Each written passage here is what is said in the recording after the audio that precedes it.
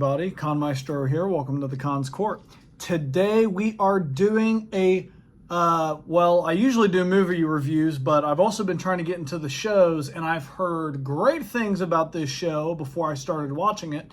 And I wanted to wait till all of it was out because, like anybody who loves movies, I love to see a beginning of something and to see the end of something before I can fully say whether I liked it or disliked it. And that's how I will be doing any shows that I do reviews for. So with that being said, I wanted to wait until The Penguin on HBO was completely seen through. Until the very last episode. The Penguin show is over. And I have watched every single episode. So this Mullet-Style review will be a complete overview review of what the show was. So starting off, if you guys know how Mullet-Style works, I'm going to start with free spoiler at the beginning. And then in the middle, I will tell you guys when the spoilers are coming. And you can go ahead and leave the video, go watch the show so that you're not spoiled, and then come back and see what I thought about it with the spoilers. So let's start off with no spoilers. So spoiler free, this show from beginning to end had my interest peaked to the max. I mean, it kept me hook and line like you're fishing. I mean, it had me like a fish on a hook and just kept me enough. It didn't reel me all the way in at all through the show. I wasn't like, oh, it peaked to its complete top until it finished. I was not fully reeled in by this show until the very end. It kept me in suspense constantly. There was times where I just had no clue where this show was going to go, and it excited me. It kept me on that hook. I love shows that keep you on the hook. They keep your interest. They keep you entertained. It's continuous. It's constant. It never stops. You're always ready for more. And the fact that the show even ended made me a little sad, knowing that I'm going to have to wait a couple of years before I get to see how the story progresses in the Batman 2. I loved this show. I mean, it is so hard to not even talk about any spoilers in this free spoil part of this video because of how much I love this show. The show is amazing. It is one of the best DC Comics. I'm going to go ahead and say it's one of the best DC Comics projects ever. Ever. That includes movies, animated stuff, ever. This was... It's up there in my top 10 at the very least. It is absolutely amazing. This show is 100% worth watching. It has just the right amount of grittiness to feel real and for the scenes and the events to be impactful and to feel like there is legit emotion in there. The acting was great. Any prosthetics or any makeup was great, especially Penguin's. You guys know what I'm talking about if you've seen the Batman movie. Amazing makeup, and I think it gets even better in the show because I can tell from looking at the pictures from the Batman to this that they've even made it look more real, so that when you're more up close to the Penguin, I mean, you can't even tell that it's Colin Farrell. You really can't until certain mannerisms of him start coming out. You really can't tell.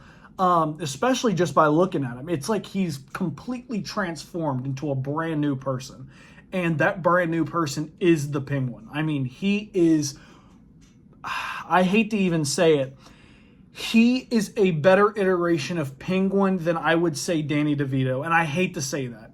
Danny DeVito played a very specific type of Penguin. He played a more monstrous, nasty kind of Penguin. He kind of like more of like a, I guess, a gremlin version of Penguin, like a very nasty person. I mean, biting a nose off of somebody's face just because they said something you didn't like, growling at people.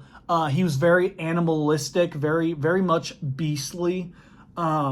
And it worked really well for Tim Burton's universe, especially for Michael Keaton's Batman. I feel like it was just a perfect movie to have him placed in, especially with his beast-like performance. It meshed very well with the beast and animal performance that the woman who played Selena Kyle Catwoman in that movie played. They both were perfect for their parts in that movie, and they fit Tim Burton's Batman universe so well.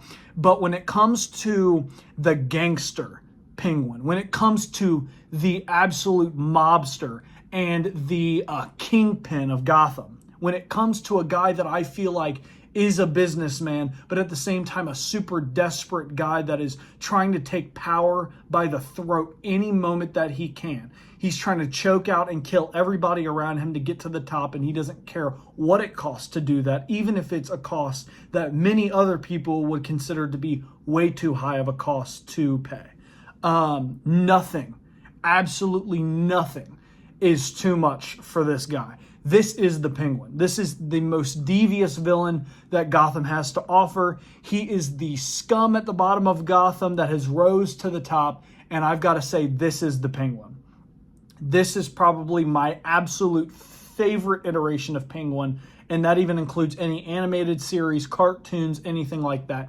This is the Penguin. I absolutely love this Penguin. Colin Farrell did an amazing job playing this Penguin.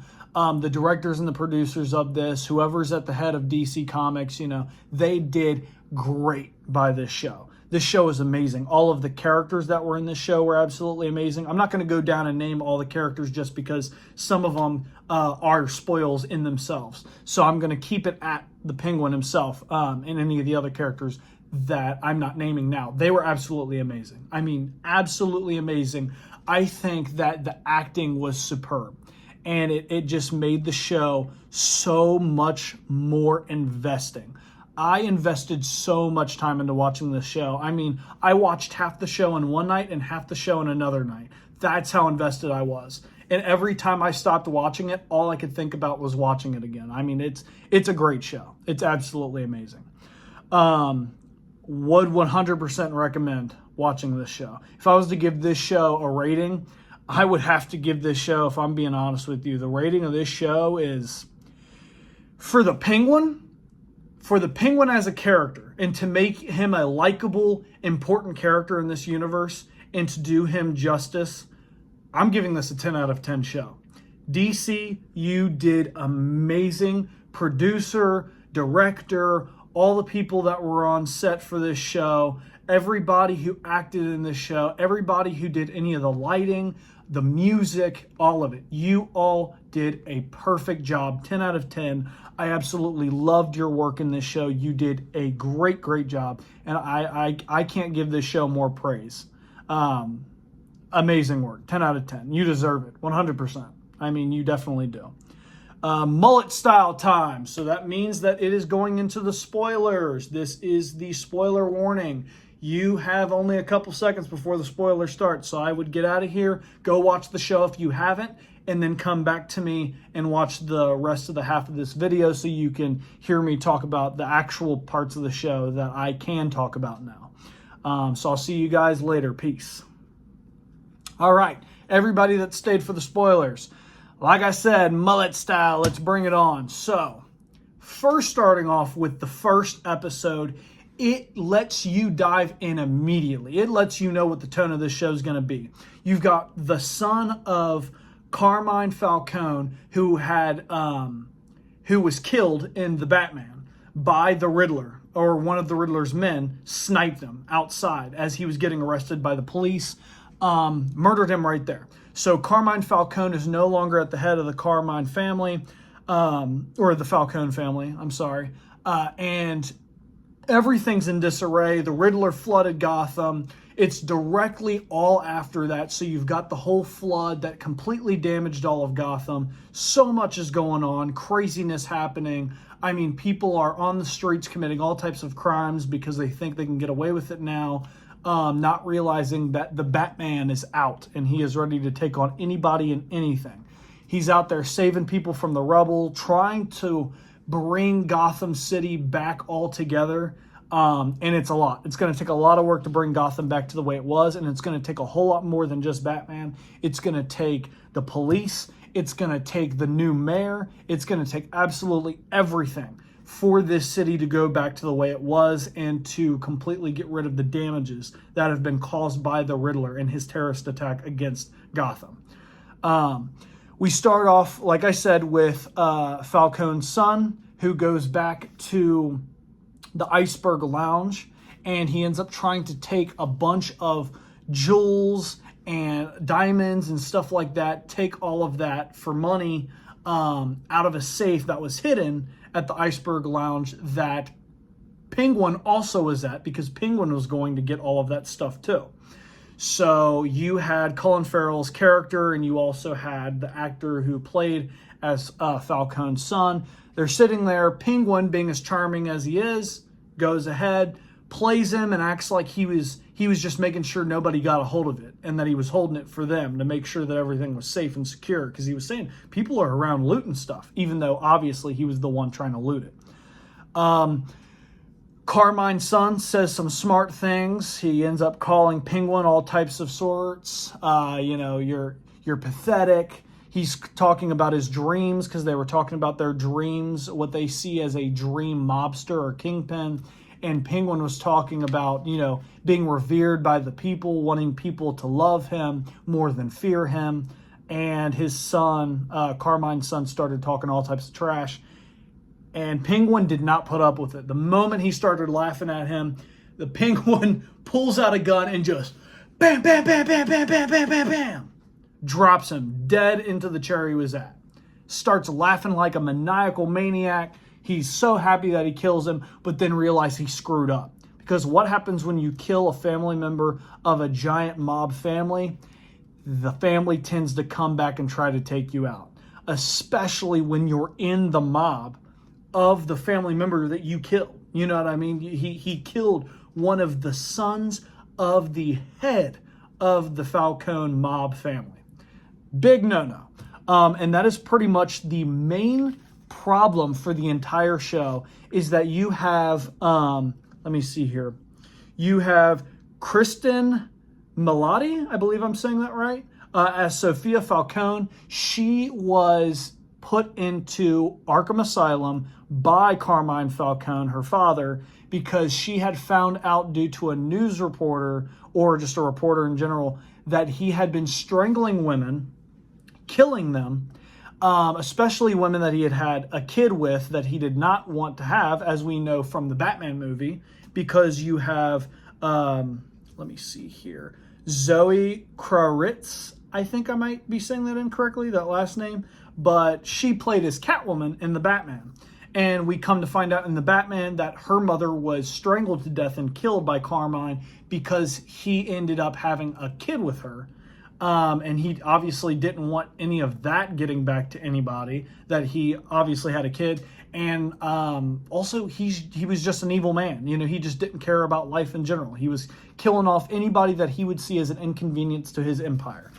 So we know that. Well, it delves more into that as you come to find out that he kills his wife as well. Carmine's wife was strangled by him, and his daughter ends up finding that out. And when she finds all of that out, Carmine sends her to Arkham Asylum when she's younger. And a couple years later, she ends up being released after Carmine has been murdered by the Riddler. So she is out, and she is looking for justice and revenge against the person that killed her brother. And that would be the Penguin. So the Penguin's whole mission this entire time is trying to hide the body, make sure nobody can find it. He ends up recruiting a kid, Victor, who is played by Renzi Feliz, who did an amazing job playing as Victor. He was one of my favorite characters in this show. R.I.P. Victor. We all know how that ends at the end of the show, because Penguin murders him in cold blood after he completely takes over Gotham. And he does that by playing everybody that he can. He plays Sophia Falcone, makes her believe that he didn't kill her brother, but in all reality he did. She ends up finding out later, and she tries to kill him, and that obviously doesn't work out. Penguin ends up going a more political route rather than killing her like he usually did. He wanted to enter politics, so he had to keep his slate as clean as possible. And so he gets her arrested. She goes back to Arkham Asylum for being crazy, for killing her entire family, which she did. She killed the entire Falcone family for what they did by allowing Carmine to send her to Arkham Asylum. They sent letters to Arkham saying that she was insane, and that caused her to stay there. So obviously Sophia had a right to kill her family because they did terrible things. The entire mob family was terrible and cared about nobody but Carmine because they feared Carmine, his power, his money, and his absolute ruthlessness. But she ends up losing in the end to Penguin, who was not only luckier in many circumstances and situations, but he had very, very loyal people that were by his side. Mistakenly loyal, obviously, as we find out about Victor. Poor guy died. Gruelingly died, dude. I mean, absolutely ruthlessly, Penguin chokes him out. Terrible, terrible. I was like, you've got to be kidding me. I saw it coming because Penguin's terrible as it is. He's a villain. But it just sucks, man. But he basically takes out any opponents that he thinks could be a threat. I mean, all the way down to killing, or not killing himself, but kind of being the influence for the death of every head mob boss in Gotham. Everybody. I'm talking all of the gangs in Gotham, all the top gangs that were in this giant gang war in the middle of this show. All of the heads of the gangs got murdered by their second in command, who ended up taking charge.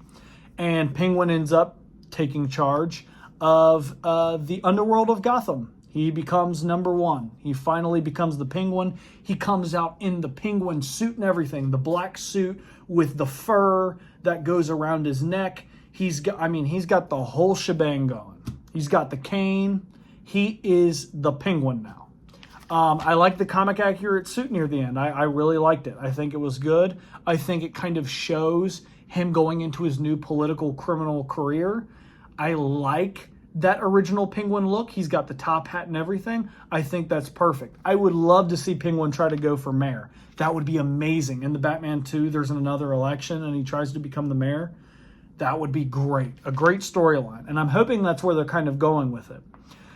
But like I said, this show is just absolutely amazing. The story was amazing. It was done very well. One of my favorite scenes in this movie has to be the Penguin. Colin Farrell's character going absolutely nuts, saving his mother after his mother stabs him and taking out the two guards that Sophia Falcone had that were going to kill him. At that whole big interrogation where Sophia wanted him to admit that he killed his two brothers in that flood, put them down in that sewer drain, locked the big door, and let them drown and die that night when he was younger, and killed his two brothers, which, talk about a twist. It doesn't surprise me, but I was surprised that they went down the route of making him kill his brothers so young. I didn't think they were going to make Penguin evil from the very beginning, but I do like it. I think it adds to his ruthlessness and his cunning to show that he was always like that, even from the beginning. He was born that way. The mother was absolutely amazing. Her acting was great. I love the flashback sequences with Penguin's mother. I think those were great. She did an amazing job as an actress. I think she played Penguin's mother greatly. And like I said, just the acting in the show in general was absolutely amazing. From Colin Farrell, from Clancy Brown, who plays Sal, who's also the voice for Mr. Krabs and SpongeBob, if you didn't know. If you were wondering why he was familiar, that's why. That is Mr. Krabs. He did an amazing job playing as Salvatore Maroni. I love that we got to see the Maroni family, because they are also another big mob family in the Batman comics. So I'm glad we got to see them. I'm glad we got to see Sal himself. I think that is great. Let me see here. Another thing I found interesting was for Carmine Falcone in this show, they did not bring John Turturro back. If you don't know who that is, he's played in all sorts of movies. One of my favorite movie series, he played in Transformers. He's that goofy dude who was an agent for the government, who was talking about all the Transformers in the first movie. and he ends up becoming rich and all types of other stuff, I believe, in the second movie, Revenge of the Fallen. An amazing actor, but they did not bring him back for the show. I wonder why. I'm hoping that he comes back for the Batman 2. Maybe he only wanted to do movies. But instead, they had Mark Strong, who I think was a great pick. It even had me second guessing because I hadn't watched the Batman in a good minute. So when I saw Mark Strong instead of John, I was like, huh. I was like, I could have swore it was that actor. I could have swore it was John, but I guess it's him because they looked so similar. They acted so much alike, and I think their Carmines were perfect. He was the perfect replacement for John. Perfect replacement. It really made me feel like that was still Carmine. I mean, they both played Carmine amazingly, and I think it flowed well enough for me to still believe that was the original Carmine from the Batman. So I like that change. Even though I would have liked the original, I am glad that they found somebody so similar in kind of look and acting skill. I like that a lot. That was great. And I like that there were kind of hints that the psychiatrist guy could have been Scarecrow, or he could be somebody who works with Crane. Because you get to see in the background some of the Easter eggs. You've got, Scarecrow's injector glove and his mask. The Easter eggs in this show were amazing as well when it come to the courtroom that Penguin was in, when he starts talking about him wanting to be involved into politics in Gotham. You get to see all the curtains, but if you pay attention, the curtains in the courtroom are shaped like owls. And if you know anything about the Court of Owls in the Batman comics, they're basically the Illuminati in Gotham. They are a big political group behind the veil, behind the curtains. They're always behind the scenes. You never really get to see them, but they're the ones that are behind some of the biggest events in Gotham. From any political, change, whether it be senators assassinated and replaced with, or mayors assassinated and replaced with, any type of assassinations, any type of certain terroristic attacks that nobody knew who did it, some of the villains in Gotham who arose, some of the origin stories or parts of Batman's origin, they all were given direct order by the Court of Owls to do that. The Court of Owls are basically the last hand that gets to choose what happens in Gotham. They are the ultimate enemy. They are the ones that are behind almost all the evil that happens in Gotham. They are the corruption of Gotham. When you think of corruption in Gotham, that's the Court of Owls. And they have now been teased as an Easter egg in the Penguin show. So that must mean that they will soon be coming later on in maybe the Batman 2 or the Batman 3, which I would love to see the Court of Owls. They're one of the creepiest villains in DC Comics in general. The conspiracy of the fact that there's a big group of political and famous people in Gotham who are a giant group that basically they decide how everything goes is very creepy.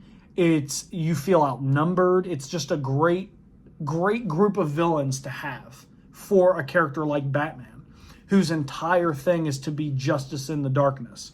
And in the comics, he goes so far in the dark, he finds the ones behind the curtain, the ones in the darkness. So I'm excited to see more about the Court of Owls. I'm hoping that I'm right about that Easter egg because they all looked like owls. Those curtains were in the perfect shape.